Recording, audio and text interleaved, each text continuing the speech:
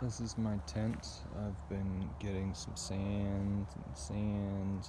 There's the door, so I hadn't put any sand right there, but I found like the rock, it breaks off in layered chunks to where like sometimes I'll get these flat ones, right? And so I don't know if that will actually stay on the ground and flat. But whenever I first came here, I cut into the ground over here and spread it out that way. And then I had all this rock, and so I had like rock and branches and stuff. Like that piece of wood there was right up in here. So this is called dry stacking, when you successfully stack shit without any mortar.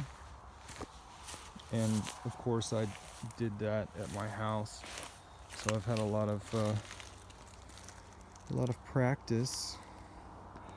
But today I went and backfilled all of this stuff that's a different color behind the rock to stabilize it and stuff. But this is kind of like mixed in moss with moss with dirt and stuff. So from the initial excavation, so it's a great pad to sleep on, but it's giving quite a bit. So like this ground is solid and this ground is fluffy.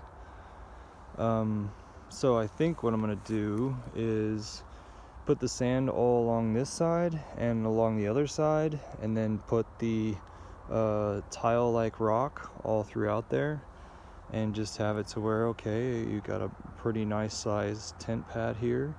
And if anybody wants to come here, then I'm recommending back your tent up to that corner because that side faces here's the sun. That side faces the neighbors, and this other side faces the highway and this street. But basically, like, some 18-wheelers will get going back and forth here, and it'll be noisy in the evening. Like bounce off that field, every little bit of it bounce off that field, come this way, like at 4 o'clock and 2 o'clock and 1 o'clock in the morning. However, whenever they're not going, when they're not going, it's a lot more quiet. I mean, it just quiets down completely, and I'm afraid that every once in a while, my audio is going to reach that tent or that tent up there.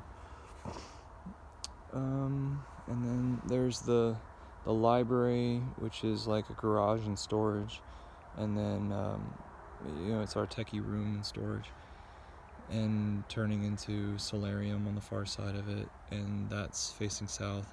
And then this is the double wide house, if you will, with the kitchen inside of it.